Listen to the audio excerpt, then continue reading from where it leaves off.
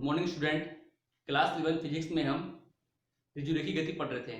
आज का हमारा टॉपिक है वेग और त्वरण में संबंध।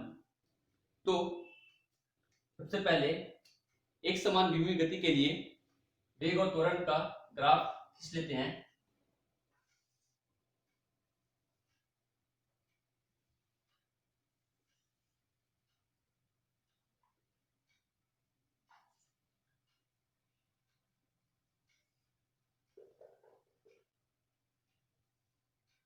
ठीक है, ये आपका समय है, ये आपका है वेग,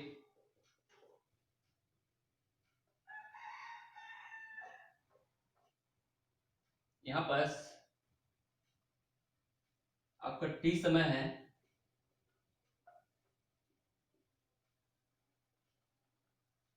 t समय में वस्तु का वेग आपका v है और आपका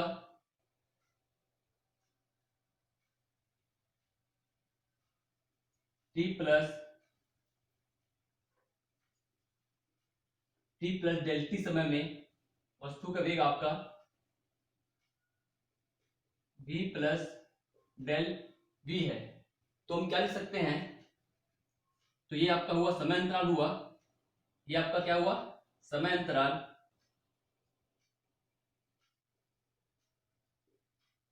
और ये आपका हुआ वेग में परिवर्तन, ये जो है। तो हम क्या लिख सकते हैं त्वरण को, त्वरण क्या होता है, यदि किसी समय t समय में वस्तु का वेग v हो और t प्लस डेल टी समय में वस्तु का वेग v प्लस डेल v हो, तो त्वरण से हम क्या लिख सकते हैं, वेग में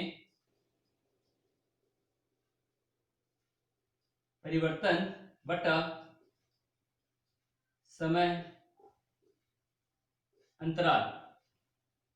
वेग को हम शो करेंगे, त्वरण को शो करेंगे ए से, वेग में परिवर्तन क्या हुआ हमारा, इससे इसको माइनस करेंगे, v plus del v minus v upon समय अंतराल क्या होगा हमारा, t plus del t minus t। तो ये हमें क्या मिलेगा, ये हमें प्राप्त होगा del v upon del t. इसे हम लिमिट के फॉर्म में क्या लिखेंगे, a इक्वल टू लिमिट, हम लिखेंगे डेल टी, कहां से है हमारा, 0 से स्टार्ट है, इसे हम लिखेंगे del v upon del t. Okay, इसे हम और क्या लिख सकते हैं, a equal to dv upon dt लिखेंगे। यहां पर हम देखते हैं, अब इसे हम इस रूप में भी हम लिख सकते हैं। ठीक है, यहां पर हम देखेंगे जिस प्रकार हमने एक समान विभव गति के लिए वेग और समय का ग्राफ खींचा, तो हम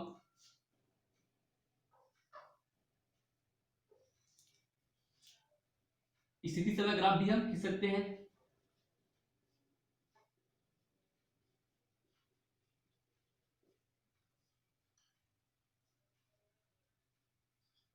ठीक है, माना किसी समय में, माना t समय में वस्तु की स्थिति क्या था, आपका x है, ये आपका समय है, ये आपका क्या है, वस्तु की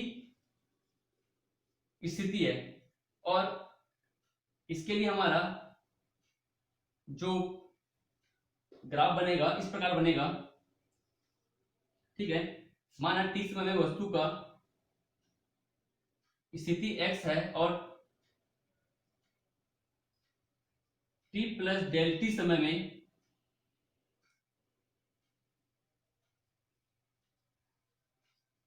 वस्तु की स्थिति आपका x प्लस डेल x हो, तो हम वेग को क्या लिख सकते हैं, वेग बराबर क्या होता है, विस्थापन, विस्थापन हमारा कितना हुआ है,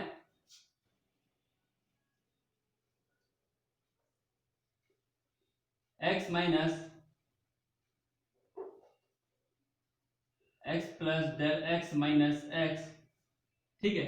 इसको इससे घटाया और समांतराल क्या होगा हमारा t plus del t minus t, ये हमारा ये कट जाएगा और ये कट जाएगा, तो ये हमें क्या मिलेगा v equal to del x upon del t. Okay, इसे हम क्या लिख सकते हैं v equal to limit del t, कहां से डेल टी हमारा होगा 0 से है, तो हम इसे क्या लिख सकते हैं del x upon del t. इसे हम लिख सकते हैं v equal to d x बटा डी टी। ओके, तो यहां पर हम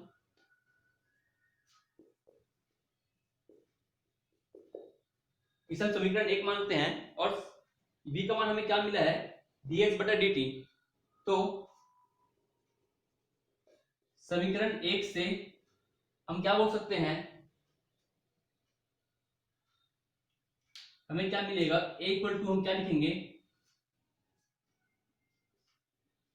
dy dt, v की जगह हम रख देते हैं मान dx बटा dt। ये v का मान को हमने यहां पास रखा है। ओके, तो हम इसे क्या लिख सकते हैं a इक्वल टू होता है हमारा d, ये आपका बायो के स्टूडेंट वाले को बता देता हूं मैं, इसे हम कहते हैं अवकलन कहते हैं। इस प्रकार जब हमारा रहता है, जब हमारा इसे हम डिफरेंशिएशन कहते हैं, इसे हम इस प्रकार लिखेंगे D square x upon D T का स्क्वायर, ठीक है। हम इसे इस प्रकार लिखते हैं। तो हमारा v को हमने क्या लिखा, v हमारा होता है हमारा dx बटा dt, और उसी प्रकार हमारा ये हमें मिलता है D square x upon D T square. ये हमें दो फॉर्मूला प्राप्त हुआ। ओके, तो हमारा ये प्रकार वेग और त्वरण में संबंध है।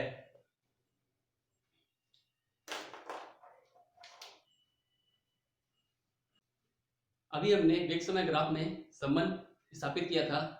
अब हम वेग समय ग्राफ से संबंधित एक न्यूमेरिकल देख लेते हैं।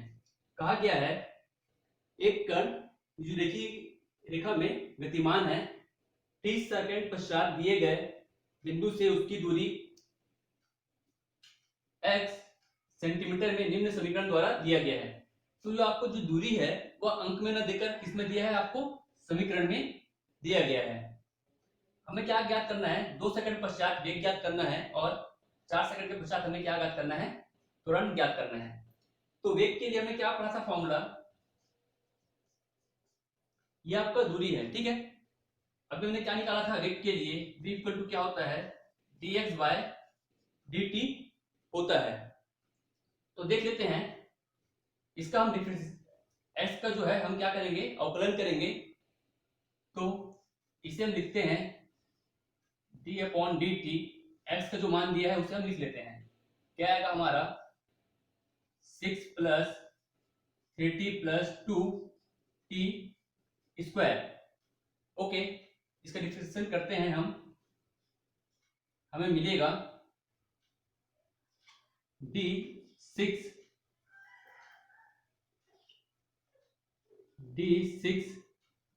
बटा dt plus d3t upon dt plus d2t का स्क्वायर अपॉन dt। ओके, इसका जब हम डिफरेंशिएशन करेंगे तो हमारा क्या मिलेगा, इसका मान होता है हमारा 0। आपका फॉर्मूला होता है t a upon D t equal to होता है आपका 0। और अब वैसे ही आपका डी यहां पास D T upon D T अगर होता है हमारा 1 होता है, और इसे हम टी की जगह हम dx बटा dx इस प्रकार भी शो करते हैं। इसका मान होता है हमारा 1। और एक और फॉर्मूला देख लीजिए, यदि यहां पास d आपका x के घात में a अगर दिया रहे बटा dx, इस प्रकार अगर आपको अवकलन करना है, जैसे कि यहाँ पास क्या है, t के घात में 2 दिया है, तो हम क्या लिखते हैं, 2 हमारा किसका मान है, a का मान है, तो इसे हम लिखते हैं a x a माइनस 1। ये आपका डिफरेंशियल इस प्रकार आपका होता है। ठीक है, dt बाई dt अगर करेंगे तो हमारा क्या आएगा, 1 आता है। वैसे ही dx बाई dx करें तो हमारा क्या आता है, 1 आता है। ओके, यदि यहाँ पास कोई अंक हो, a आपका क्या है, कोई अंक हो सकता है, तो इसका मान हमारा क्या होता है, 0 फाइंड होता है। और यह आपको मैथ्स वाले तो समझ जाएंगे, आपको बायो वालों के लिए थोड़ा सा कठिन जा सकता है, इसका मैं आपको बता रहा हूं। और यदि यहीं पास डी एक्स की पावर में a है, मतलब x की जगह आपका a की घात में अगर कोई अंक है, तो हम क्या लिखेंगे, a x a की पावर a माइनस 1, इस प्रकार हम इसे लिखते हैं।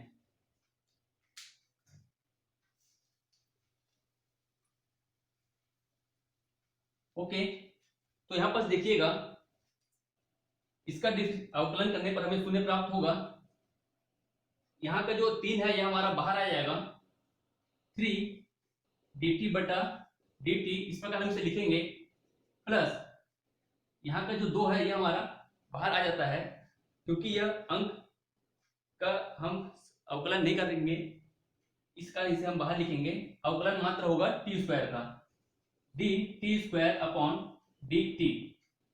ओके, हल कर लीजिए, 0 तो हो गया इसका आपका, ये आपका हुआ 3, इसका मान होगा हमारा 1 प्लस 2, ये 2 हमारा कहां चले जाएगा, सामने आ जाएगा।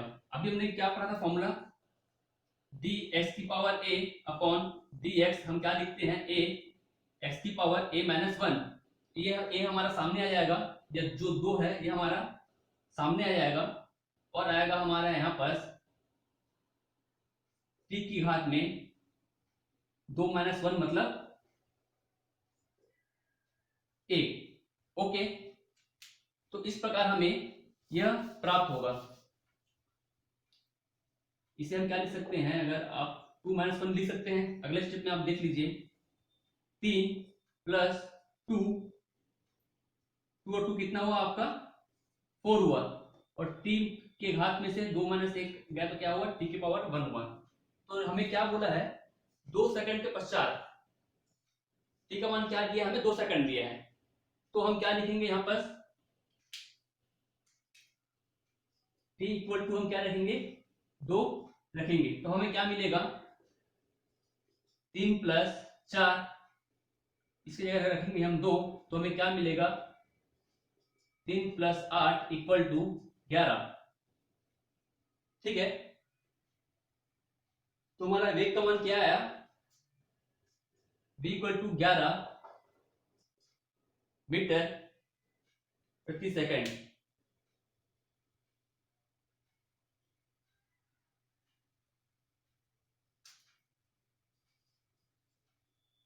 ओके, यहीं पर हमें अब क्या फाइंड करना है, 4 सेकंड के पश्चात हमें क्या फाइंड करना है, वेग फाइंड करना है, तो सॉरी त्वरण फाइंड करना है। तो त्वरण क्या होता है हमारा, a equal to d v by d t होता है। v का मान हमने क्या निकाला, v हमने यहां से निकाल लिया है, तो हम इसका अब क्या करेंगे, अवकलन करेंगे। रख दीजिए,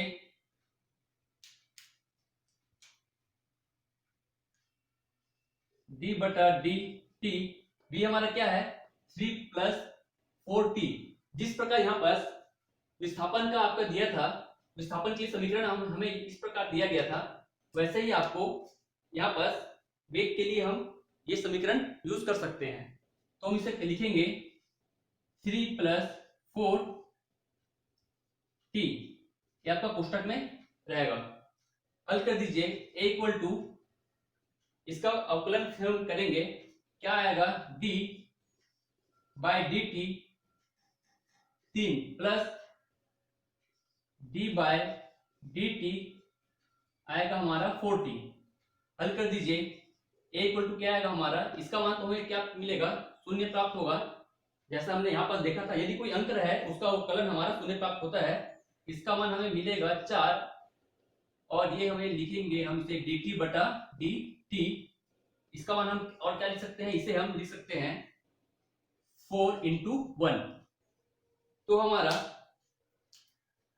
यहाँ पर जो हमें त्वरण का मान मिलेगा, हमें 1 मिलेगा।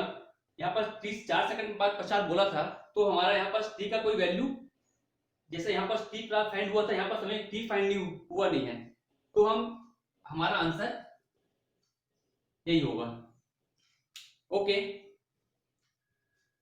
इसी समीकरण में यदि